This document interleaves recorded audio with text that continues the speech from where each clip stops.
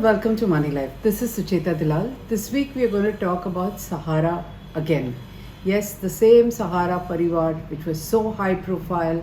Its logo was on the uniforms of our cricketers in a cricket crazy country. But look at the situation today. There are thousands and thousands of investors all over the country holding small protests, filing police complaints because they're not getting their money back. Now, you would recall that in a previous video blog, we had talked about how even when Subrata Roy spent 2 years in jail, he had set up 4 cooperatives which were collecting money like a machine, vacuuming it up from all over the country, north, south, east, west, and of course Uttar Pradesh, where the company has its headquarters. Now, what is the latest? Well, protests continue, and we at Moneylife, especially through Moneylife Foundation, which is our not-for-profit arm, got into trying to help some of the investors get back their money. Again, if you recollect an earlier blog of ours, you would remember that this story began on 31st August 2012 when the Supreme Court handed down a historic verdict asking that money raised by Sahara Parivar through 2 realty companies illegally, without permission from SEBI, pretending that they were optionally convertible debentures, should be refunded to investors through SEBI. So the money had to be deposited with SEBI and SEBI would refund it to investors. This, remember, was 2012. The saga continues from then, and SEBI has got a deposit of over 15,448.67 crore. Now, that money has got collected over a 9-year period. The Supreme Court asked SEBI to refund it. Investors of those 2 realty companies don't seem to come forward. SEBI has returned about 109 crores, said the Minister of State for Finance, Anurag Thakur, in Parliament. I'll bring an update on it later, but just keep this in mind. Now, when SEBI was asked to collect this money, and Subrata Roy even spent 2 years in jail because of contempt of court and all the drama over not giving the money, not providing records, no addresses. Through all of this, the intention of the Supreme Court was never for SEBI to sit on that money. It was refund the money, trace genuine investors, and otherwise give it to the Finance Ministry. Now, beauty is, until then, nobody even knew who were Sahara investors. We had never seen one, we had never seen people complaining. The situation has changed dramatically in the last 5 years. They are all over the place. We are showing you some pictures, we will show you some videos as I speak, and you will see that these protests are happening all over India. So they're just coming out of the woodworks, and it turns out that they have all invested in these cooperatives because they didn't know better, they were lured by agents, whatever.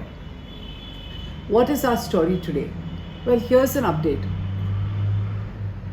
If you remember again the last blog, the plight of investors spilled out into the public domain with an explosive letter written by Vivek Agarwal, who was then the Central Registrar of Cooperative Societies, which is like the apex regulator of all cooperative societies.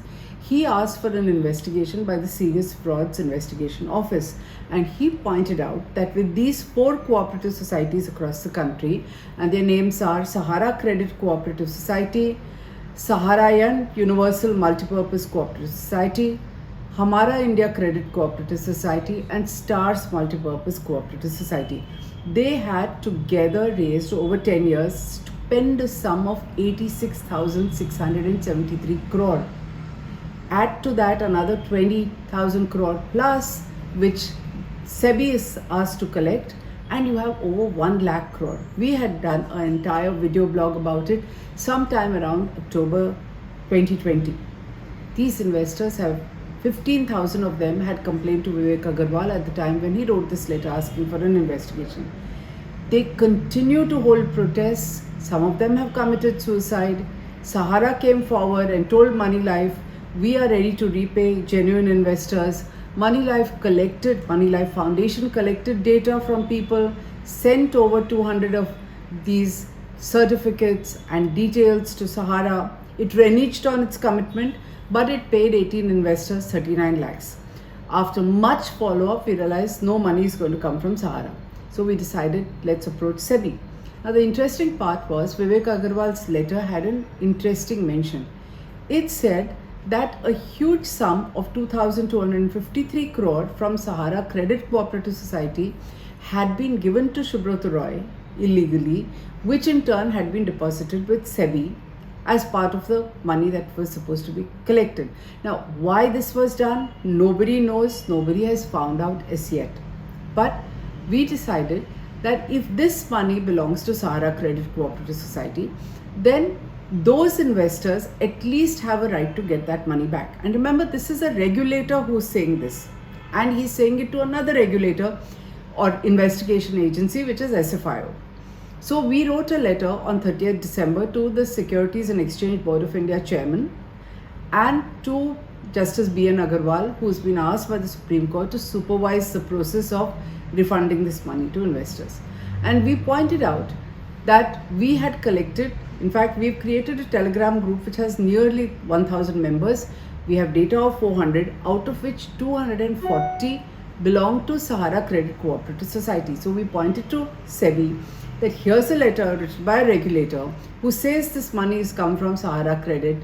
So they also seem to have some claim on this money that you collected, which is not small, which is over 15,000 crore. And we would humbly appeal to you to please consider their request and consider at least paying back these 240 depositors whose name with PAN card, certificates and all the data verified had been sent to the regulator. SEBI did not even bother to respond to us.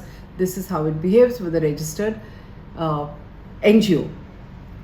After waiting for a fair amount of time, we took the help of Mr. Sailesh Gandhi, former Central Information Commissioner, and one of my colleagues, Arvind Natarajan, and filed 2 right to information applications. Initially, SEBI's response was arrogant about that also. We were just popped off with a response that we should approach the Credit Cooperative Societies Department and the Ministry of Agriculture. Both Mr. Gandhi and Mr. Natarajan filed an appeal. In the first appeal, luckily, there was an order that information that we had asked about what happened to the memorandum, was it discussed, and any notes with that regard, file noted, should be shared with us. This was recently shared, a letter dated 10th June, which reached us on 20th June. Now, here's the interesting part. SEBI again is dismissive. There's no good news over here. So what SEBI says is that the Supreme Court order did not, in a nutshell, I'm condensing 9 pages into one sentence. Since the Supreme Court order did not mention about refund of money to investors of Sahara Credit, therefore funds can't be refunded to them. It prepared a note full of errors, showed it to Justice Agarwal, got him to ratify that funds, because there's no Supreme Court order, nothing can be done, and this is what was there in the letter. Now, interestingly, SEBI has refuted what Vivek Agarwal, the central registrar, has said about 2,253 crore going from Sahara Credit to SEBI. The SEBI Sahara refund account, it's called. But it has 9 entries, and it says while there's no 2,000 crore, 571.96 crore was credited by Sahara Credit to SEBI's refund account between 5th June 2014 and 13 June. So, okay, not 2,000, 1/4 of that money. That 1/4 is a lot. Look at the comparison. In all these years, SEBI had returned 109 crores, said Anurag Thakur. Now, in reply to the RTI, it says we've credited a lot more, so it's 125 crore, just another 15 crore more in the entire year of the pandemic. Where is 125 crore and where is 571 crore, even if we accept the lower number? Shouldn't this be paid to Sahara Credit? Now, SEBI says we do not have a Supreme Court order. Fair enough. We agree with that.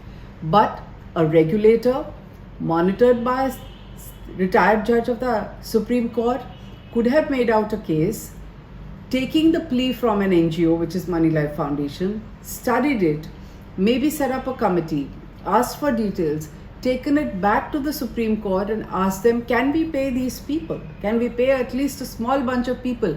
They are hitting the streets. They are suffering during a pandemic. They don't have money.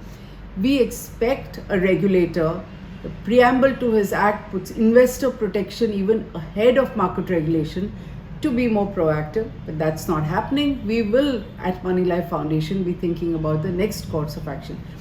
I just want to point out that SEBI's interpretation in its covering note seems a little different. Justice Agarwal was of the view that in the absence of an order from the Honorable Supreme Court, it was not possible for the refund of money, and so the matter may be closed.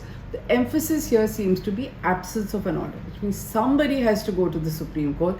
It would have been nice for everyone, especially investors who are either poor or middle class, who cannot afford legal fees, cannot go to the court. It would have been nice for all of them if the regulator had gone to the Supreme Court and presented these new facts and said, may we pay? But they want to close the matter. They don't want to take it forward. So here's what we are saying to you. If you are an investor in Sahara, take a look at this handwritten note that I'm saying, that you will have to get active, get together, find a way to take this forward. There are two things that should help Sahara's investors. One is not the help from SEBI. SEBI is not satisfied with sitting on 15,000 crore. In fact, it moved the Supreme Court in November 2020, saying that Sahara should now deposit 62,600 crore by calculating interest. We know that the group has no money, so meaningless petition, nothing will happen. But here's a statement from Finance Minister Nirmala Sitharaman on 15th March 2020, just a couple of months ago, in a written reply to Parliament. She has pointed out that the Serious Frauds Investigation Office has done an investigation which has found out that these two Sahara twin companies with the debentures, which are part of SEBI's work, actually have their investors convert the shares into Q-Shop and into the cooperative societies, which is what we have been saying in any case, which is what investors have said. So this conversion was happening and was being done by agents through all kinds of false assurances, and people believed it, they were gullible. But if they can show that this money was converted from the Sahara twins to Q-Shop and to cooperative societies, these investors probably stand a good chance of getting an order from the Supreme Court to get their money back. You need to collect documents, like I said. One way to do it is to approach all your elected representatives and say that there's a large sum of money owed, there's a huge sum of 15,000 crore sitting with SEBI. It was never the intention of the Supreme Court for the regulator to sit on this amount. If you don't act fast, this 15,000 crore will probably be given to the Finance Ministry and credited to the Consolidated Fund of India, making it even more difficult. The matter will come up sometime in the Supreme Court. Due to the pandemic, it hasn't come up, but you as an investor of Sahara have to be prepared for it. So join our Telegram group. We're going to put details over here. Get together, talk to your MLAs, MPs, corporators, tell them to write to SEBI. Tell them that this money should come back to genuine investors. Meanwhile, if you have any documents, and especially if you had been forced by Sahara agents to convert from the real estate companies to Sahara Q-Shop or from Sahara Q-Shop to the cooperative societies, please, for heaven's sake, take out those details. Maybe email them to foundation@moneylife.in. We will put the email ID here, putting the Telegram details. Join, get more numbers. The time to act is now. There's a small window. Thank you for watching. If you know Sahara investors, spread the word. You have to translate this into other languages because they're all over the country. They're people who genuinely need help. And do subscribe to our channel, YouTube channel at Moneylife, and get updates regularly. Thank you.